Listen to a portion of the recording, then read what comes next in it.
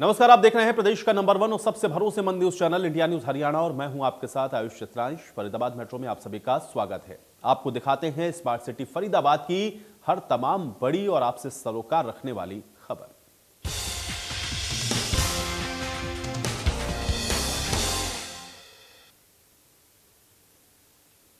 तो चलिए फरीदाबाद मेट्रो की शुरुआत करते हैं बड़ी खबर के साथ। आपको बता दें इस वक्त की बड़ी और अहम जानकारी आपके स्क्रीन पर है। तो फरीदाबाद में कोरोना के 1116 नए केस सामने आए हैं और जिले में संक्रमितों की संख्या 11,618 तक पहुंच गई है। कोरोना के 1,754 लोग मात देकर के घर भी लौटे हैं। रिकवरी रेट 89.51% हुआ है। तो 1116 नए केस हैं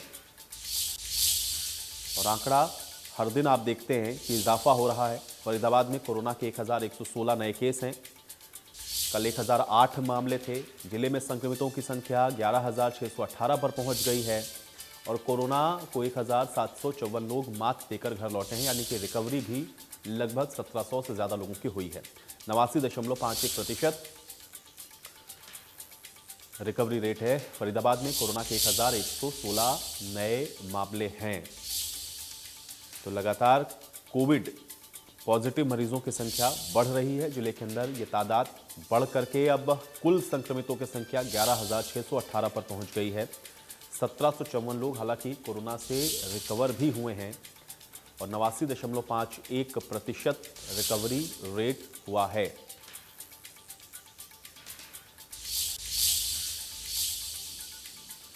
ग्रीवेंस कमेटी की बैठक लेने पहुंचे डिप्टी सीएम दुष्यंत चौटाला ने जिले के अधिकारियों से नाराजगी को जाहिर करते हुए कहा कि बड़े दुख की बात है कि पिछली बार ग्रीवेंस कमेटी की बैठक में उनके द्वारा फायर एनओसी लेने को लेकर के दिए गए आदेश की पालना अब तक नहीं हुई है। दुष्यंत चौटाला ने एक बार फिर सभी विभागों के एचओडी को आदेश दिए हैं कि अगली बैठक तक सभी सरकारी बिल्डिंग्स के एनओसी लिए जाएं। इस दौरान दुष्यंत चौटाला ने ग्रीवेंस के लिए आई कई शिकायतों का मौके पर ही निपटारा किया है। गंभीर मामला है कि एक कंप्लेनेंट ने पिछली बार एप्लीकेशन लगाई कि हमारी अधिकतम सरकारी बिल्डिंग्स आज फायर एनओसी के बिना चल रही है और हमने पिछली ग्रीवेंस में ये आदेश दिए थे कि फायर डिपार्टमेंट तमाम अधिकारियों को नोटिस इशू करेगा और नोटिस इशू कर उनको कहेगा कि उसको रेगुलराइज कराने का काम करे। आज दुख हुआ देखते हुए कि फायर ऑफिसर ने 2 बार तमाम अधिकारियों को कंसर्न डिपार्टमेंट्स के पत्र लिखा कि आप अपनी फायर एनओसी लीजिए।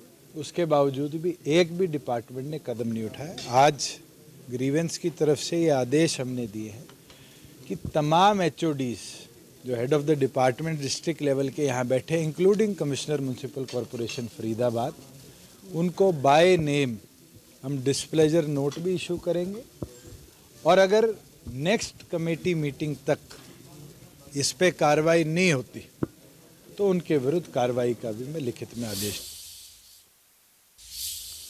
वहीं प्रदेश में यूरिया खाद की कमी को लेकर के भी केंद्र सरकार पर ठीकरा फोड़ते हुए दुष्यंत चौटाला ने कहा कि प्रदेश में उत्पादन केवल एक ही जगह होता है, जबकि कोटा केंद्र सरकार तय करती है। वो खुद केंद्र में मंत्रियों से भी मिल चुके हैं। फिलहाल डीएपी की कोई कमी नहीं है, लेकिन यूरिया खाद की कमी है और उम्मीद है कि यूरिया की आपूर्ति भी जल्दी ही होगी।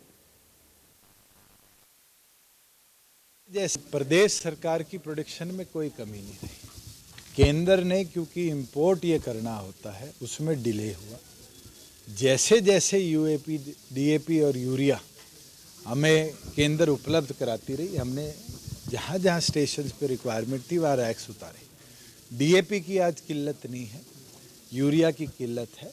निरंतर मनसुख भाई से भी मैं मिल के आया था, एग्रीकल्चर भी मिल के आए थे जो केंद्र के केमिकल फर्टिलाइज़र मिनिस्टर है। उनने अश्योर किया है कि by end of this month जितनी हरियाणा की रिक्वायरमेंट है उसको वो फुलफ़िल करेंगे और मुझे पूरी उम्मीद है क्योंकि हमें केंद्र से ये लेना पड़ता है। हमारे यहाँ पर प्रोडक्शन यूनिट एक पानीपत का है जो जितना प्रोडक्शन कर रहा है वो भी केंद्र को सप्लाई देकर उसके बाद हरियाणा को उसकी सप्लाई। फरीदाबाद में आंगनवाड़ी वर्कर्स के एक प्रतिनिधि मंडल ने उप मुख्यमंत्री दुष्यंत चौटाला के साथ मुलाकात की। इस मुलाकात के बाद उन्होंने कहा कि दुष्यंत चौटाला ने उन्हें मांग पूरी करने का आश्वासन दिया है। उन्होंने ये भी कहा है कि उनके तहत ये डिपार्टमेंट नहीं आता है, लेकिन फिर भी वो ये कोशिश करेंगे कि जल्द से जल्द इसका समाधान हो। इसी के साथ दुष्यंत चौटाला ने तमाम आंगनवाड़ी वर्कर्स को काम पर लौटने की नसीहत दी। उन्होंने कहा कि आपकी मांगों पर सरकार विचार कर रही है, लेकिन इसके साथ साथ आपको काम पर वापस लौटना चाहिए, रोजाना धरना प्रदर्शन करने से बचना चाहिए। आंगनवाड़ी वर्कर्स पिछले काफी दिनों से अपनी 19 सूत्री मांगों को लेकर के प्रदर्शन पर हैं। आंगनवाड़ी वर्कर्स एसोसिएशन के प्रदेश अध्यक्ष देवेंद्री ने कहा है कि डिप्टी सीएम ने मांग पूरी करने का आश्वासन दिया है। उन्होंने कहा है कि जब तक मांग पूरी नहीं होती है वो काम पर वापस नहीं लौटेंगे। आश्वासन दिया कि भाई मैं जा रहा हूँ चंडीगढ़ और मैं मुख्यमंत्री जी से वार्तालाप करके बातचीत करके आपको बुलवाता हूँ। शायद शुरू में हमारा 19 सूत्रीय मांग पत्र था, लेकिन कुछ मांगों पे हमारे डिपार्टमेंट की मांग थी, कुछ मुख्यमंत्री जी ने 1-2 मांग पे सहमति जताई है, लेकिन उससे हम संतुष्ट नहीं है। ये हमारी कोई नई मांग नहीं है सर, ये हमारी बहुत पुरानी मांग है। 8 मार्च 2018 में संसद के अंदर सरकार ने घोषणा करी थी कि वर्कर को कुशल का और हेल्पर को अर्धकुशल का दर्जा दे रहा हूं, और हरियाणा पहला राज्य होगा जिसमें ऐसी घोषणा। तो सूरजवाल अम्मू शुक्रवार को फरीदाबाद में सुभाष चंद्र बोस की 125वीं जयंती के कार्यक्रम पर पहुंचे, जहां पर उन्होंने राहुल गांधी पर निशाना साधते हुए कहा कि बचपन से ही ये चिड़िया उड़ और मैना उड़ का खेल खेलते थे और अब ट्विटर खेल रहे हैं। उन्होंने कहा कि राहुल गांधी का काम चिड़िया उड़ाने का है, जबकि बीजेपी का काम शहीदों का सम्मान करने का है। इस दौरान उन्होंने कांग्रेस पर जमकर निशाना साधा। उन्होंने कहा कि राहुल गांधी और प्रियंका गांधी अपनी सरकार बनने के मुंगेरी लाल के हसीन सपने देख रहे हैं और सपने देखने का अधिकार सबको है। हरियाणा के 7,800 गांवों और वार्डों में 23 जनवरी को सुभाष चंद्र बोस की 125वीं जयंती पर भारतीय जनता पार्टी के 2 कार्यकर्ता नेता 75 लोगों के साथ स्वतंत्रता सेनानियों के परिवारों को और शहीदों को परिवारों को सम्मानित करने का कार्यक्रम करेंगे। भारतीय जनता पार्टी हरियाणा के यशस्वी प्रदेश अध्यक्ष माननीय ओम प्रकाश धनखड़ जी के आह्वान पर जय हिंद बोस का नारा 23 जनवरी को पूरे हरियाणा में गूंजेगा। जिस कांग्रेस ने जो सच्चाई थी, शहीद परिवारों की जो सच्चाई थी, स्वतंत्रता सेनानियों की जो कहानियाँ थी, जो प्रदेश से छुपाई, देश से छुपाई, उन कहानियों को, उन सच्चाइयों को, उनके पराक्रम को और उनके ऊपर जो जुल्म हुए, उनकी कहानियों को लेकर भारतीय जनता पार्टी का प्रत्येक कार्यकर्ता माननीय ओम प्रकाश धनखड़ जी के नेतृत्व में 7,800 स्थानों पर 23 जनवरी को जा रहा है। तौर पे उनके परिवार की जो बात है वो प्रदेश के मुख्यमंत्री तक पहुंच गई है।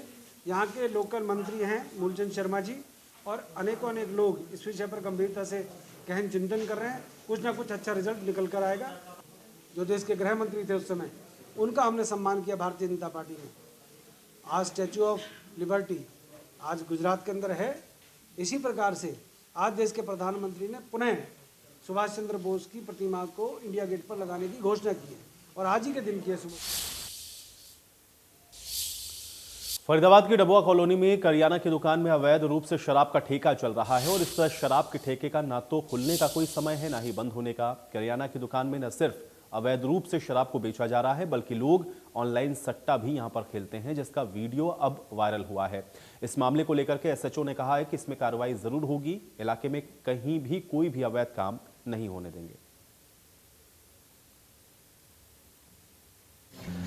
हमारे तो छोटे छोटे बच्चे बहुत गलत प्रभाव पड़ रहा है। खुलेआम दारू बिकता है, वहाँ पे सट्टा खेला जाता है और बच्चे इतने, हम तो वहाँ से निकलने के लिए मजबूर हो रहे हैं। प्रशासन कोई कार्रवाई नहीं करता, बिल्कुल भी ध्यान ही नहीं दे इनके। तो बहुत बुरे राग चल रहे हैं। हमारा वहाँ रहने को बिल्कुल भी मन नहीं है। उसकी वो पुलिस आती है, वहाँ पैसे ले लेके जाती है, कोई कार्रवाई नहीं करती वहाँ।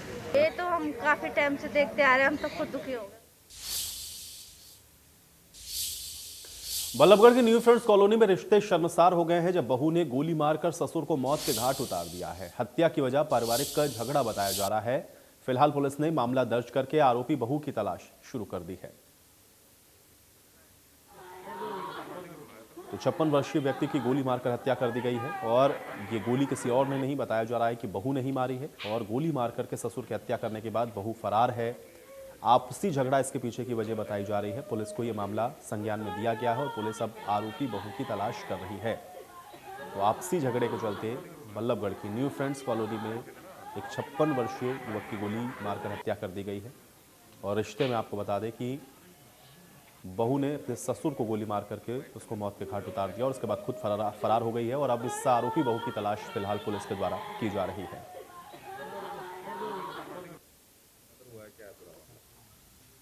सुबह सूचना मिली थी कंट्रोल रूम से कि न्यू फ्रेंड्स कॉलोनी में एक मर्डर हो गया है।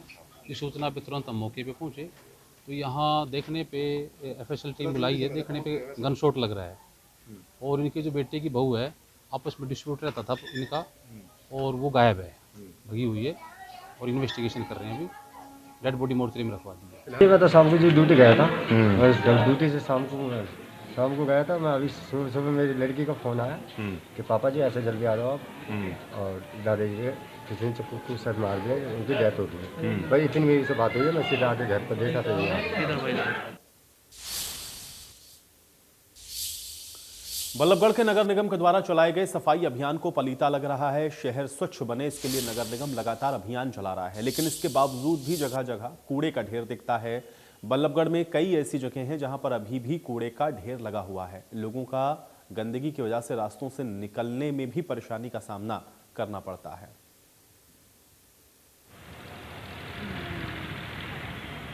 तो गंदगी और बदबू से लोग परेशान हैं। नगर निगम स्वच्छता अभियान चला तो जरूर रहा है, लेकिन अभी भी शहर के अंदर कई ऐसी जगह हैं जहां पर कूड़े के ये बड़े बड़े ढेर आपको नजर आएंगे और इस वजह से यहां पर आसपास रहने वाले लोग परेशान हैं। गंदगी की वजह से यहां से निकलना भी लोगों का दूभर है और खुले में पड़ा हुआ कूड़ा बीमारियों को भी दावत दे रहा है।